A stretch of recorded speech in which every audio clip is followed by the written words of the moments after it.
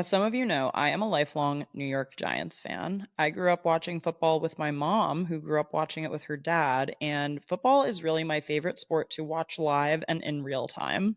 Since meeting Andrew, who is also a Giants fan, thank goodness, probably wouldn't have forgiven him if he was a big fan of any other team. We have also spent many Sundays over the years watching not just the Giants, but pretty much all of the games now that air on Sundays. It's kind of like become a fall ritual. And I even tune in for the occasional Thursday and Monday games if I don't have anything else going on. Since Taylor Swift's whirlwind romance with Travis Kelce, female viewership of NFL games has increased substantially in the last 2 seasons. And with more girls tuning in, I thought it would be fun to do a girl's guide to football and break down how the NFL is structured, the rules of the game, and ways to make game day fun, even if you're not really choosing to watch and you kind of end up forced to watch by happenstance. I'm going to break down all of the basics you need to know and all of the fun facts that you can drop if you do end up tuning in for any of the games between now and February. And I was planning to wear my Giants t-shirt to record this episode, but you know what? It's in the wash. I thought that it was clean, and apparently it's not. So that should just actually prove what a fan I am, that it's in the wash because I wore it recently.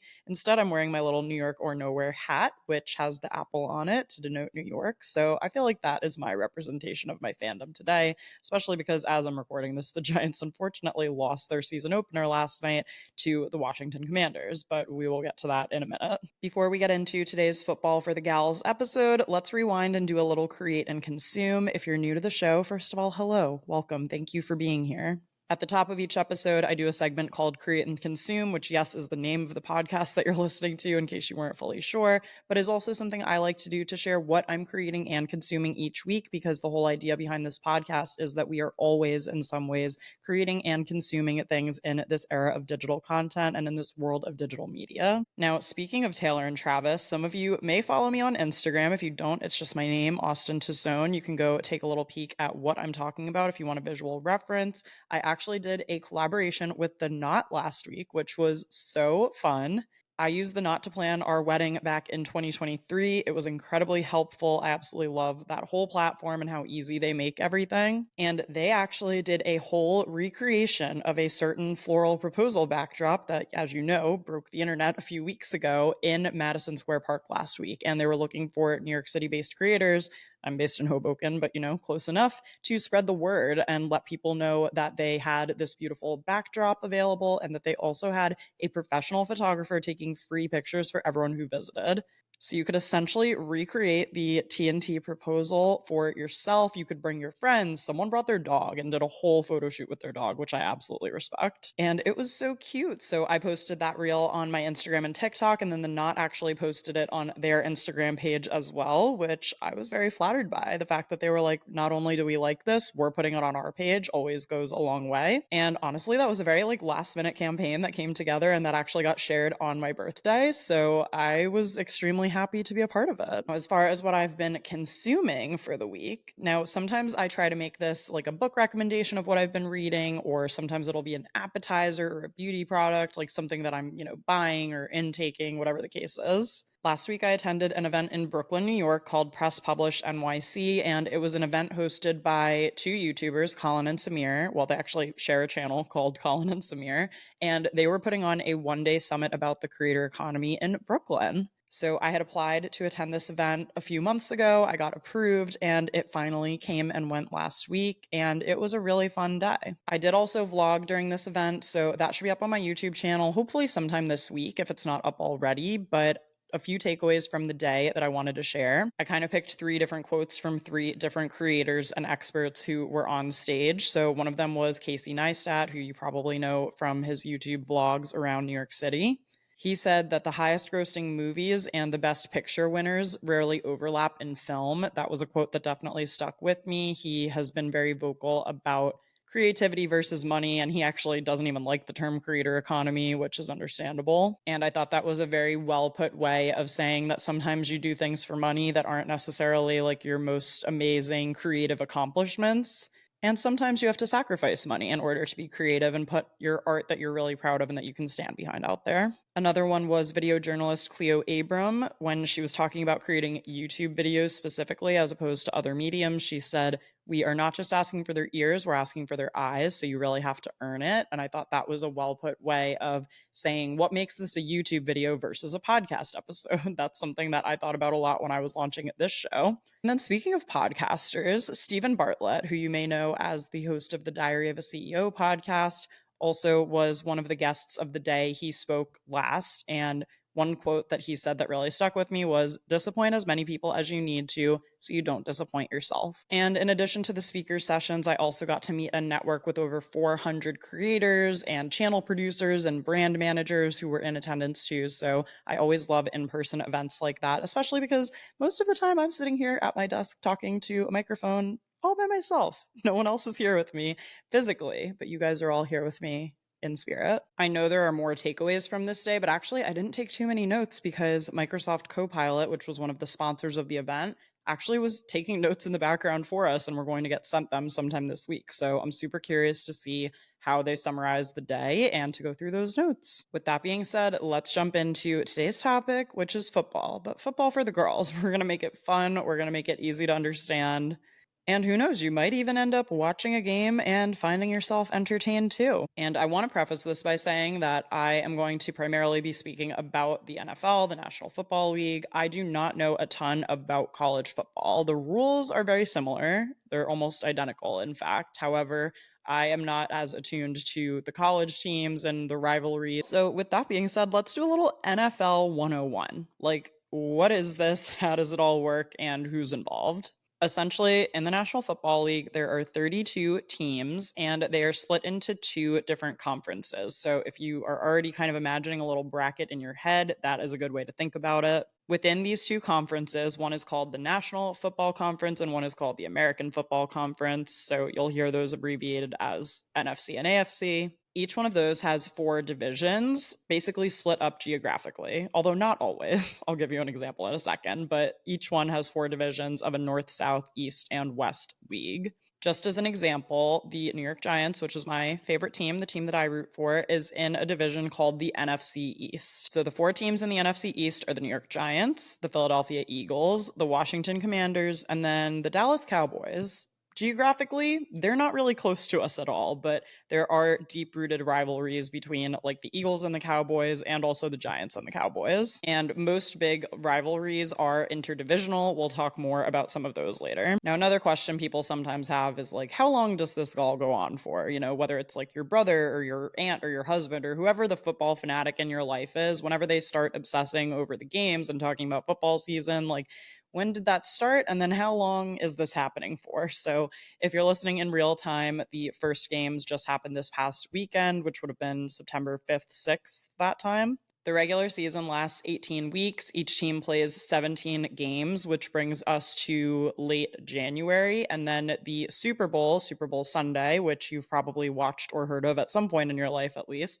happens in early February. In the playoffs, the top teams from each conference by the end of the season with the best record go on to play in the playoffs and the wild card rounds. And at that point, there are no ties allowed. There have to be winners of each game. And at the end, the two teams with the best record in the league who make it through all of the playoff rounds play each other in the Super Bowl, which, like I said, happens in early February. Okay, now let's simplify the rules of football so we can actually follow along and understand what is going on at any given time. So, when we talk about any NFL football team, what we say when we mean team is usually that each team has a 53-man roster.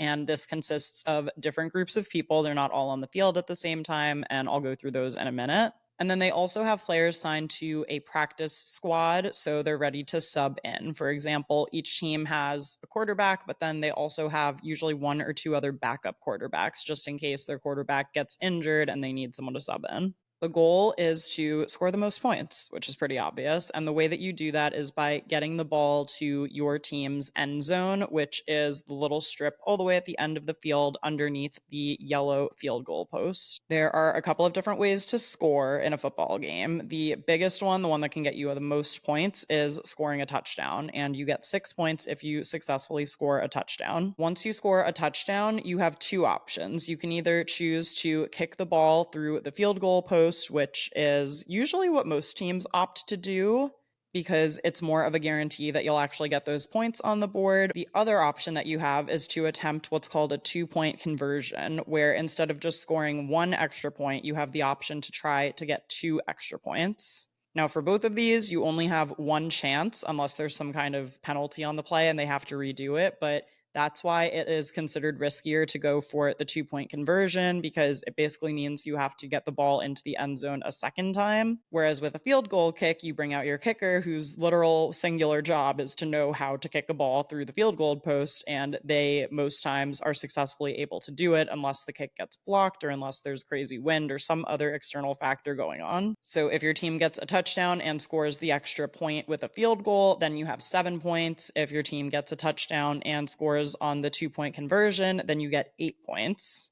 And if you miss either of those, then you're stuck with just the 6 points for the touchdown. Kind of dramatic and high stakes, which we love. Now, sometimes you might see a kicker attempting to kick the ball through the field goal post, but from really far away. For the extra point, after you've scored a touchdown, the ball will be snapped from the 15-yard line, meaning that the kicker is about 33 yards away from the field goal post, so that is pretty close. However, if your team was trying to get the ball down the field to score a touchdown and they don't quite make it there is an option to kick for a field goal from further out than you would normally have the opportunity if you were kicking the extra point. So that is called a field goal, and if your team successfully kicks the ball from further back, then they get 3 points. The Giants had to do this yesterday when it became clear that they were not going to get the ball into the end zone as they needed to. They opted to kick a field goal instead to at least get 3 points on the board. And the Giants lost yesterday. I believe the score was 21-6, and both of the points scored were field goals by our kicker. We didn't even get one touchdown, which was extremely discouraging, as you might be able to imagine.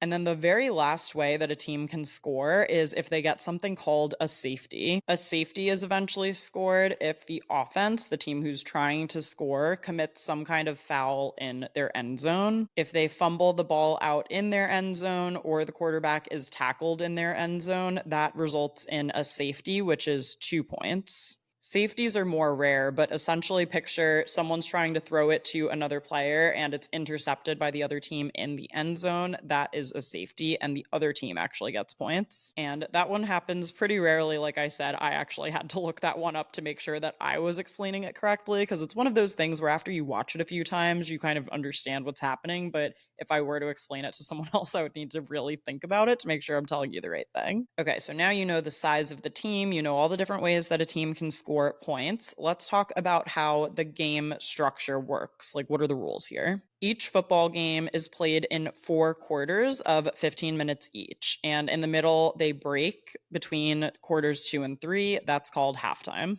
During the Super Bowl, we usually get a very fun, exciting halftime performance. During pretty much all regular season games, you'll just break back to announcers in the studio who are watching the game that you're currently watching and who might also fill you in on what's happening at other various games across the country. So that's kind of nice if you just want to hear what someone's thinking, like what does the team that's losing have to do in the second half to kind of pull things back together? What's the team that's currently ahead doing really well that they need to keep doing? And it is actually really nice to hear from professionals, former coaches, players, and just professional sports analysts to hear what they think is going on and hear what they think their predictions are going to be for the second half. But honestly, also, can I just say, halftime is a great time to get up and like get a snack, take a little break, go for a quick walk. Now, football is actually kind of unique because they do use both halves and quarters to describe like where you're at in the game. For example, I just told you that things are broken down into quarters, but the next thing I'm about to tell you has to relate to the different halves of the game. So each team gets 3 timeouts in each half of the game, meaning that they have 3 timeouts to use between the first and second quarters before they break for halftime. And then they also have 3 timeouts that they can use between the third and fourth quarters. Now, you will pretty much always see teams saving these until the last like 5 minutes of either the second quarter or the fourth quarter. Usually there are enough natural breaks during the games, whether, the offense is coming on or off the field, or whether they're getting repositioned, whether certain people are on the sidelines. Usually there is enough time to kind of take a break and get things together, communicate things to different players and stuff like that. But sometimes you really do just need to call a timeout. Now, say the game ends, say we've played 4 quarters and the game ends in a tie, like it's 32-32. If the game is tied, then we go into overtime, which, yes, you may have been ready to like get up and go at this point. You may have said, I've already sat myself through about 3 hours of this. How can it keep going? But sometimes it just does. And you know what? At least that means that it's been an exciting game and that there's still more to play. Now, overtime happens in 10-minute segments instead of the quarters of the regular game, which are 15 minutes. And each team needs to have a chance to possess the ball in overtime. So even if one team scores, the other team still needs to have a chance to play on offense before they can officially call the game. Sometimes in regular season games, they will play 2 overtime periods and they will still end up tied. And that essentially just impacts their record for the season. Say that they had 4 wins and 3 losses. Now they have 4 wins, 3 losses, and 1 tie. And that gets factored in some way in the standings. And that is essentially how the teams are all ranked in the standings. So depending on how many wins you have, that ranks you higher in the standings. Depending on how many losses you have, that ranks you lower in the standings. I'll tell you the NFC East standings right now based on the outcomes of the week 1 games. Currently, the Commanders have 1 win and no losses because they beat the Giants. The Eagles have 1 win and no losses because they beat the Cowboys. And then the Cowboys and the Giants both have 1 loss because they both lost this week. And it has the Giants ranked in last place because we really just didn't even score that many points. So Dallas lost better than we did. Now, I think I've been throwing around phrases like offense and defense. So let me just break down what those groups are. The offense goes out onto the field when it's that team's turn to have possession of the ball and when they are trying to score a touchdown. Some of the key players on the offense are the quarterback, and then you may have also heard the terms wide receivers and running backs. And all of these people are working together to try to score points. So if my team is the Giants, and yesterday we were playing the Commanders, while the Giants offense is out on the field, the Commanders defense is out on the field. I only say that because Taylor Swift revealed on the New Heights podcast before she started dating Travis Kelce that she thought like the offenses just basically went out and were, I don't know, trying to fight each other and trying to score in that way. But actually, it is kind of a helpful visual to just like give you the sense of who is on the field when and why certain people are there and why certain people are not there. And then to use the Giants and the Commanders as an example, yesterday when the Giants offense failed to get a touchdown, as they did more times than I would like to admit, then that's a turnover. So now it is Washington's turn with the ball. So the Washington offense is on the field and then the Giants defense is out on the field.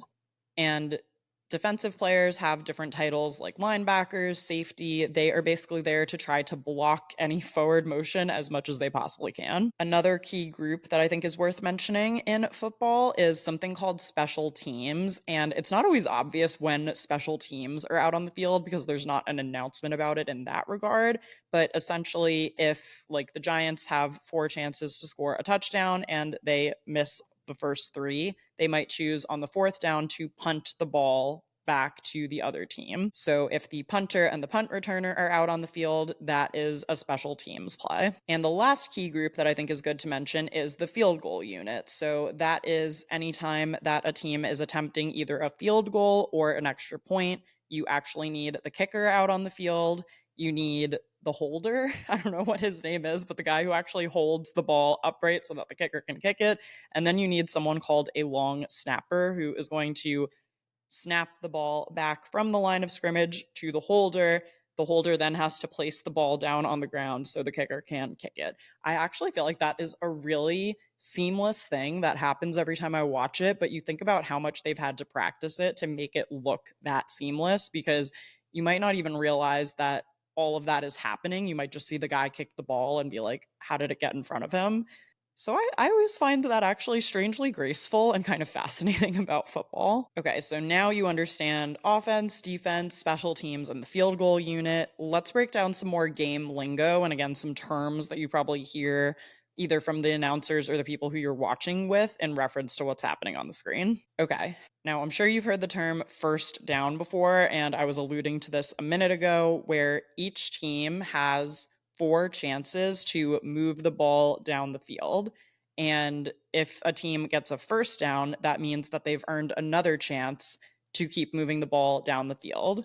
In football, there are 4 downs in total. So on your first down, you have a chance to keep moving the ball forward. If you miss on your first try, then you move on to second down. And if you miss on your second try, then you move on to third down. So each team starts with 4 tries to move the ball at least 10 yards. And once they hit the 10-yard mark, they get a first down. Now, say we get to the third down and no one's caught the ball and they still didn't make it to that 10-yard line that they're trying to hit.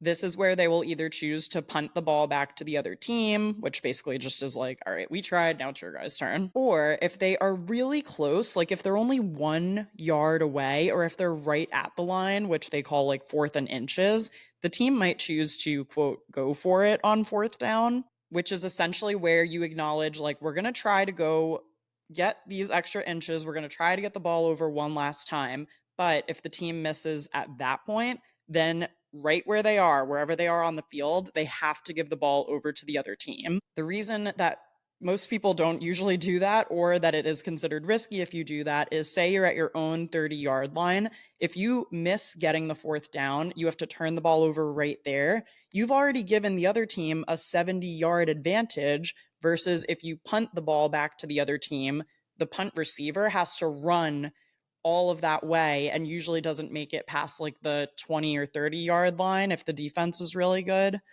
to get all the way back over there. So that is why you only want to go for it on fourth down if you would be okay, like if you lost the ball right there, for the other team to start exactly from that spot. I hope that makes sense. That sounded really clear in my head. I hope I'm not editing this back being like, oh no, you've slipped into like crazy football girl territory. And I've already rambled beyond the one bullet point that I had for that, which was first down. A team has earned another set of 4 chances to move the ball. That's all I wrote for whatever the last 5 minutes that I've been talking was.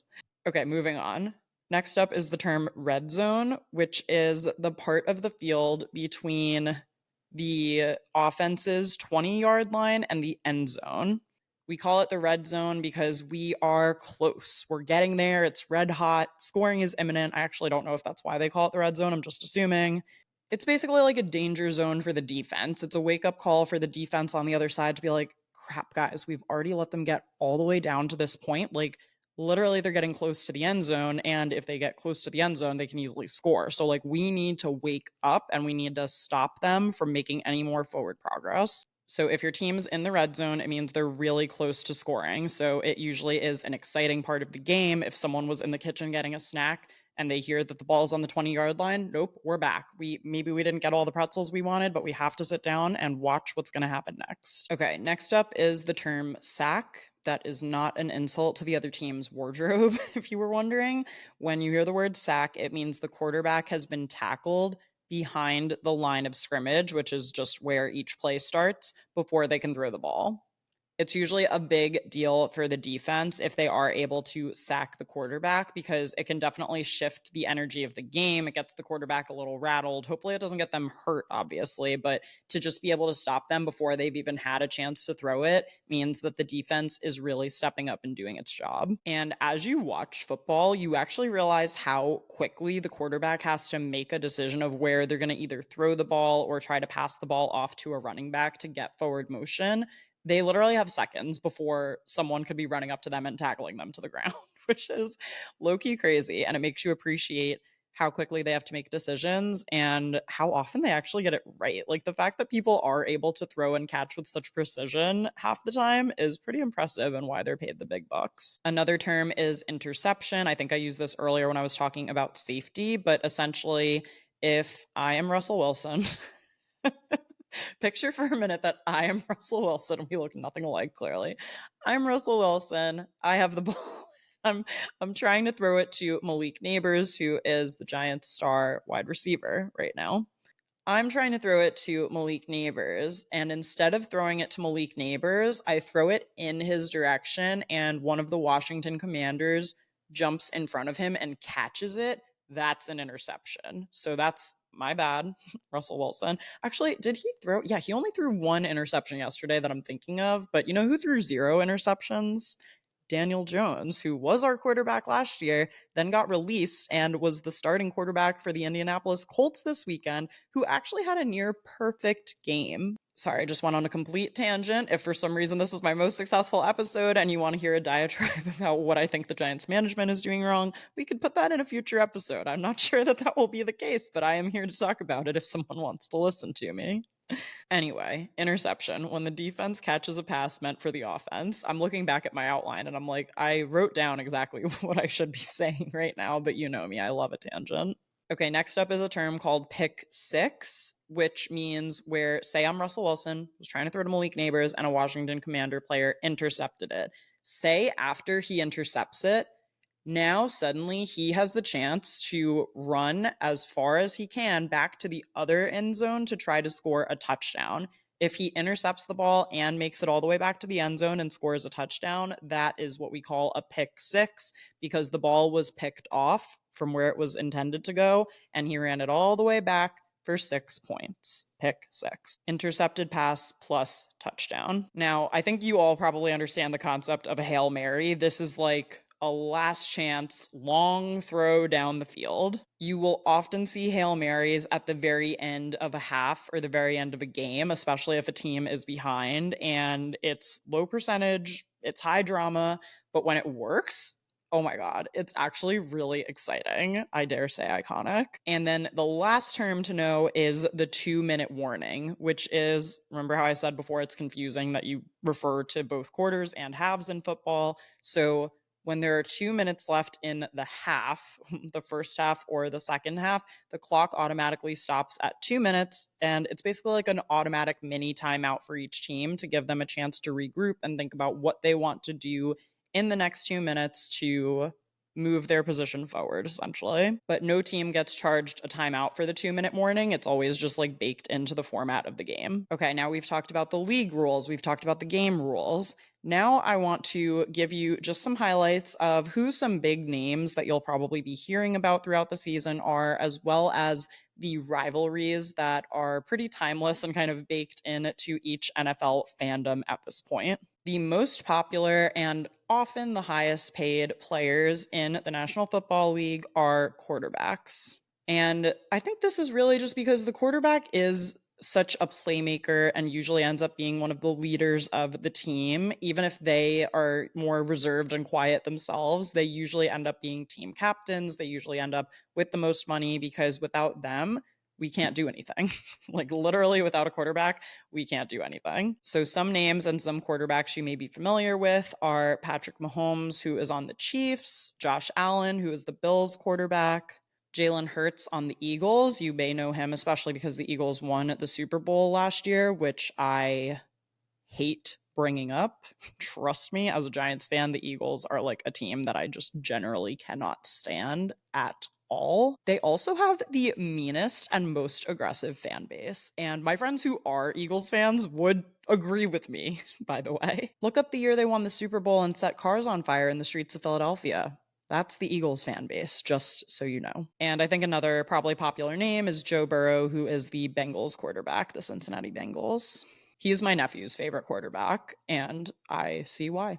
He's very talented. In addition to quarterbacks, though, I wanted to shout out some other big names, like some really high-level players throughout the league. So one is Jamar Chase. He is a wide receiver on the Bengals, so he and Joe Burrow work together on offense, and they have a really good rhythm and really good thing going between the two of them. So between them, they end up scoring a lot of points. You may have heard the name Christian McCaffrey. He is a running back on the 49ers. He was actually injured for a good amount of last season, I think. So I think he's expected to like be back and ready to go and have a really big year this year. Saquon Barkley, who, again, okay, there are so many reasons actually why I hate the Eagles, but this is definitely one of them, which is that the Giants couldn't get it together to keep Saquon on our team. Basically, there was all this back end stuff with his contract and what he deserved to be paid and what the Giants would have been able to pay him.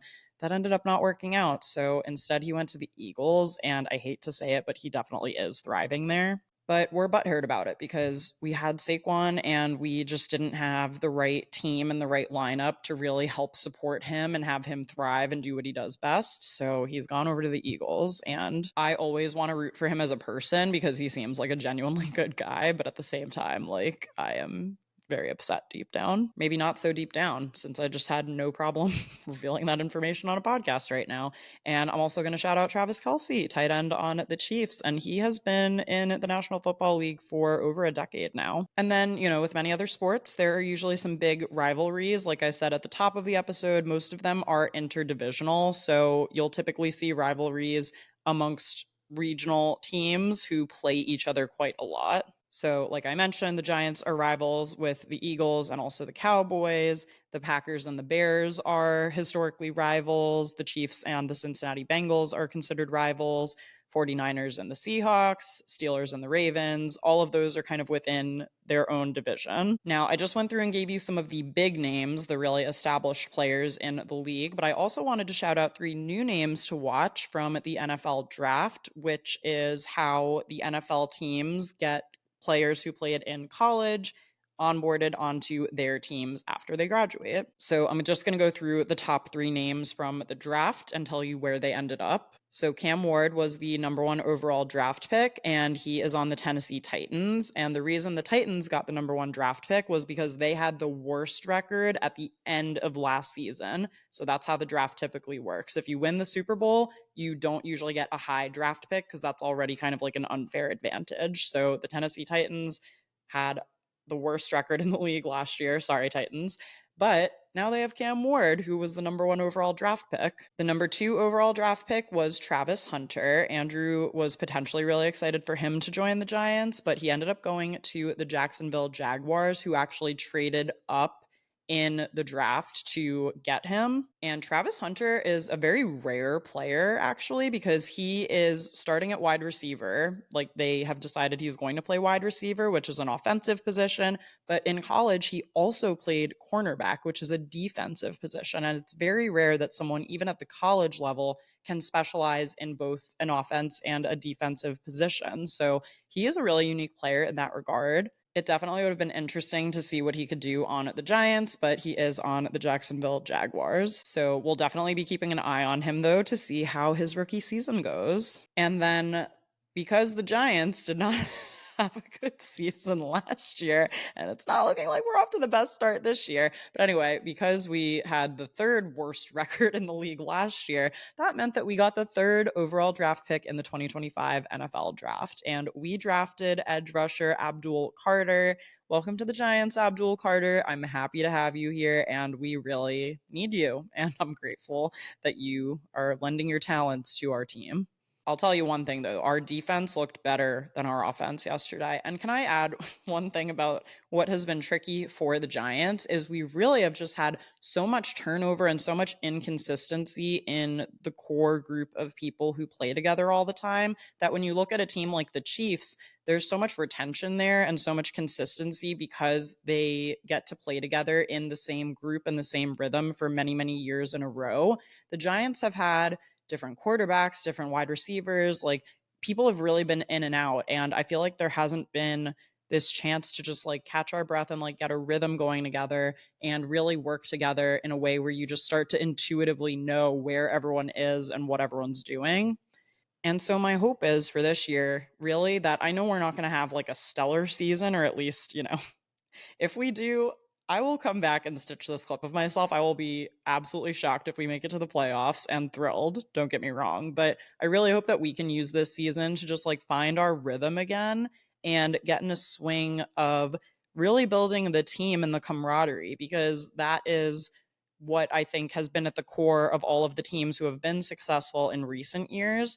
And I feel like something the Giants haven't had a chance to like catch our breath on, honestly. Like, it's just something we've been missing because there has been a lot of back and forth and people coming and going. And if we can just like build together consistency with one cohesive unit, I actually think that we could go pretty far. I will say I am lucky as a Giants fan to have seen the Giants win 2 Super Bowls in my lifetime, once in 2008 and once in 2012, actually beating Tom Brady and the Patriots both times.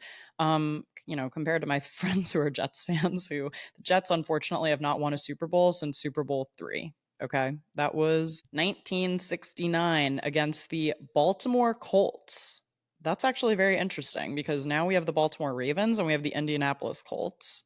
So I assume they were just playing the now Baltimore Ravens. But that's actually really interesting. I had no idea the Baltimore Colts were even a team. Just had to look that up. So the last Super Bowl the Jets won was Super Bowl 3. The Super Bowl coming up this year is Super Bowl 60. So, in some ways, I at least have a little bit of pride from my early years as a Giants fan. And just in case anyone is enthralled by this episode and ready to mark their calendars now, the Super Bowl is going to be in San Francisco in 2026, and it's going to be on Sunday, February 8th. Good old Levi's Stadium. Mark your calendars. Should be a fun day. Okay, now speaking of all of these big names and these top players that I was just talking to you about, let me talk about a little something called fantasy football and why certain people in your life may be obsessed with fantasy. Let's just call it obsessed. I feel like that's a fair name of how the excitement translates when people are on their fantasy teams. Now, essentially what this is building your own dream team virtually, but using real NFL players. I feel like one of the best visual examples of this in my head is, have you ever seen those little meme graphics that certain accounts will share on Instagram where it's like, which table do you want to sit at? And it's like all your favorite celebrities, but they're all spread out amongst 5 different tables. So maybe table 1 is like Taylor Swift and Sabrina Carpenter. Table 2 is like Selena Gomez and Olivia Rodrigo, and so on and so forth. And you have to think to yourself, like, oh my God, if I actually walked into this room, like, which table would I choose to sit at? Because then those are the people that I'm going to like talk to all night. And you want to think about a bunch of different factors. You want to think about, like, well, is this person a vegetarian? So, like, what are we going to be eating at this table? Like, what would I talk to this person about? Would I rather ask Selena Gomez about this particular career milestone, or would I rather talk to Taylor Swift about, I don't know, reclaiming her masters or whatever? Like, that's kind of the fun thought process that I go through in my head when I see a meme like that. Like, which table would you like to sit at with all these various celebrities? Now, that's essentially how fantasy football works, in a sense where, the Giants team roster right now, like, I personally think we could use some more people on our offensive line. Like, if I had my choice, like, oh, wouldn't it be great if we had this guy from the Ravens and then we had this person from the Seahawks, and like really kind of just got to pick and choose your ideal team. So that is essentially what fantasy football is. The actual fun part of fantasy football, though, is the fact that the results of fantasy football are fully decided by the real games happening. So you draft players and you can create your own starting lineup. You also have some backup people on your bench. And then as the games start, the players perform as they do in the real games, and that is reflected in your fantasy points and your fantasy score. So, for example, yesterday I was playing my sister in law, and she had George Kittle on her team, who is a tight end for the San Francisco 49ers. And he actually got injured partway through the game. So, even though he was projected to earn a certain number of points in her fantasy game, he was actually out by halftime. So, he was not able to get her as many points as she would have normally gotten. And that's not her fault, because George Kittle is a great player. You should be starting him at tight end. But because he got out in the middle of the game because he got injured, that is where he stopped earning points for her. So that's what makes fantasy, I think, even more interesting. And the inverse of that, that's also what makes watching the games more exciting, because now you're invested not just in the game of your team. Like if you're me and you're a Giants fan, our games are usually at 1 p.m. I think that's just because we're East Coast usually in playing games. And frankly, I don't know if the Giants game needs the primetime spot right now. But if we do leave the TV on for the 4:25 games and the 8:20 games in the evening, like that gives me more motivation to continue watching and be like, oh, I guess we have to turn the Bills game on because I have James Cook. He's the running back on the Bills, and I want to see how he does, because that could help me win my game against my sister-in-law, which I lost, by the way. Lost my opening game just like the Giants, so at least I'm in sync with them on that. But anyway, so it makes watching more exciting. And now I just told you I'm in a league with my sister-in-law, so we host our league on Yahoo Fantasy, and we play with just various members of our family who are interested in participating. So our league is me, Andrew, both my brother-in-laws, both my sister-in-laws, my mom is in it, and then my nephew is in it, and I believe my niece has joined his team as a co-captain this year. Not totally sure what their game plan is, and for context, they are 8 and 6 respectively, but let's see how their game is going. Actually, they're playing their mom this week, my sister-in-law, and they are projected to win right now. Both of them have a couple of people playing in tonight's Monday night game. I'm recording this on Monday, September 8th. So that will really be the determining factor. But right now they're projected to win. So I hope they're excited about that. And even though I lost this first game, I would just like to say that I won the first year that we did this fantasy football league, which was 2023. And I came in third last year. And so I'm looking for redemption this year. I'm here to rewrite my story. I'm here to come out victorious. And if you somehow got warped into a fantasy league and you're like, wait, what am I doing here? First, I just want to say set a reminder. Like, I have a recurring calendar reminder for every Thursday between now and the end of January to check my fantasy to just make sure that none of my starting players are out, just because that is the easiest way to lose points. If you start someone who like got injured and who's not actually playing. So we'll see if my sister-in-law remembers to sub out George Kittle for someone else next week, because as far as I can tell, he is questionable and might not end up playing. That is the easiest way to give yourself a chance at winning. And then some of the rest of it is honestly just luck. You never know what's going to happen, but that's also what makes it fun. And before I move on to some ways to make football watching days fun, I wanted to shout out some of the football wags, the wives and girlfriends. And I feel like this term has really had a big resurgence and evolution, especially in the last like 2 to 3 years. And I actually now am aware of and follow WAGs for various different sports. Like, I'm a Mets fan when it comes to baseball. I follow Katya Lindor, who's married to Francisco Lindor, who's one of the Mets star players. I follow Peyton Sarton, who has a podcast called Note to Self, and she is engaged to Phillies pitch. Actually, no, he just got traded. Sorry, Cubs pitcher Joe Ross. So following like her life and stuff and seeing the reality of like when someone gets traded in real time or when they get injured and all of that type of stuff. So she has actually talked about this before, where football wags have it kind of easier in some sense because there's only 17 regular season football games compared to baseball, where there's like over 150, I think 163 maybe. So anyway, if you are watching any of these games and you happen to see any of these people in the stands and spotlighted, most of them also are like really cool businesswomen and famous in their own right too, but I'm putting them in the NFL episode because that is the main topic of today's conversation. It's the first time on record where men have been the focus of this podcast, and it may be the last, if I'm being honest.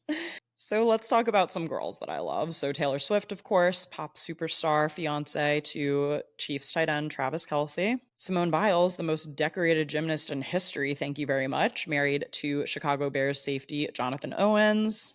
Olivia Culpo, model, actress, former Miss Universe, married to 49ers running back Christian McCaffrey, who I already talked about today. I wanted to say Sierra, but I feel like I have to say Sierra. This beat is automatic, supersonic, hypnotic, funky fresh, with my body so melodic. This beat flows right through my chest, everywhere and everybody. Something, something, grab somebody. I didn't know I was going to continue doing that. I apologize. But as I'm sure you're all aware, singer and businesswoman Sierra married to Giants quarterback Russell Wilson. Russell Wilson is new to being the Giants quarterback. If you can't tell, this is his first year doing it. And so far, I'm not impressed. Don't get me wrong. He is a seasoned veteran quarterback. He's clearly very capable. But, the first game was left a lot to be desired. Let's just say that. I hope that I am wowed next week, or that we sub in Jackson Dart, who was one of our early draft picks from this past year, to see what he can do instead. But I love that Sierra could just be like at Giants games now. That is exciting for me personally. I'm going to mention Brittany Mahomes, wife of quarterback Patrick Mahomes, often seen watching games with Taylor Swift. Kylie Kelce, wife of former Eagles center Jason Kelce, but still very much like in the conversation and front and center in all things football. And she also hosts her own podcast called Not Gonna Lie. And last but not least, I'm going to shout out Alex Earl, who I do follow on TikTok and have followed on TikTok for, I want to say, 3+ years at this point. So she is a social media influencer, and she is dating Houston Texans wide receiver Braxton Berrios. And if I'm being honest, if I didn't actually care about football, my favorite part of football Sundays would be gathering with people, hosting, watching, making themed little snacks and things like that. So I will leave you at the end of this episode with a few ideas for how to enjoy a game even if you're not a diehard fan. I love the idea of hosting game day. You can do themed snacks, you can do cute outfits, you can make fun cocktails or mocktails or whatever else you could come up with and dream up with in your brain. Pinterest is obviously a great source of inspiration for all of these things. I think that picking a team to root for is always going to make a game more fun. Like, even if I'm watching a game where I don't know much about the two teams playing, like let's say I am watching the Steelers play the 49ers, I'm still going to pick a team. I'm going to like go through and look and say like, "Oh, who is the underdog here, or who is supposed to have a great season? Like, who should I be rooting for in this regard?" And I will pick a team, like pick a side and just root for them. It always makes me a little bit more invested when I am rooting for even just one person on the team, which is one of the benefits of doing fantasy and getting invested in the various different games. And if you don't know what team to root for, can I actually make a suggestion? I think the Chiefs have enough fans. You guys, truly. And I actually am not that big of a fan of the Chiefs just because they are annoyingly good and like it's not fun to root for them. I'm out here rooting for the Giants, even if they're doing atrociously strange things out on the field. So instead of just picking a team to root for based on Taylor Swift, which, it's not the worst life decision you could make. I'm just saying there's more out there. You could pick based on where you live, like which team is geographically closest to you. Maybe your partner has a team that they love rooting for and it would mean so much to them if you also root for that team. Or when in doubt, pick a team whose color palette you like, because then you can wear all the cute outfits. I am actually not someone who owns a lot of bright blue, which is one of the Giants' colors. And, there are other teams out there with color palettes that I envy. I'll just say that. And I really think, watching with friends, making it social, like maybe you can rotate between all of your apartments or homes. Like each Sunday, someone else is hosting, make it a potluck. Everyone brings one thing. Game day fashion, I feel like, is the perfect way to blend casual and cute together. You could wear a jersey with a pair of jeans. You could wear even just the colors and create an outfit around that. You don't need any logos or paraphernalia if you don't want any. I actually just did an entire fall fashion episode last week. If you guys didn't get a chance to listen to that one, definitely pop it in your queue to listen to next. I think you'll enjoy it. And also, you can do so many fun game day snacks. You can do game day snacks for football in general. I've seen people make cheese boards before that almost look like the football field themselves, using like cheddar cheese cubes to do the field goal post and things like that. You could do game day snacks inspired by your team colors. For the Giants, I mean, red, white, and blue. That's, extremely easy to execute on. Could make some little desserts with whipped cream and strawberries and blueberries. Could definitely do some kind of charcuterie board with cured meats and white cheeses to get the red and white going in there. You could also recreate logos. You could recreate like the NFL logo. You could recreate your team's logo in food. You could do fun branded cocktails and things like that. I really feel like the world is your oyster. And honestly, there are definitely some good ideas for this on Pinterest, like I mentioned. Okay, guys. Well, thanks for joining me for a little sporty spice episode. I hope you enjoyed this one. Please let me know your feedback on this episode or any other episodes you've listened to lately. If there are topics you want me to talk more about, if there are topics you want me to talk less about, this could be the one and only football episode I end up doing. We'll see where the analytics land, but I had a good time doing it, and I hope you had a good time listening and following along for this one. I'll talk to you all in next week's episode.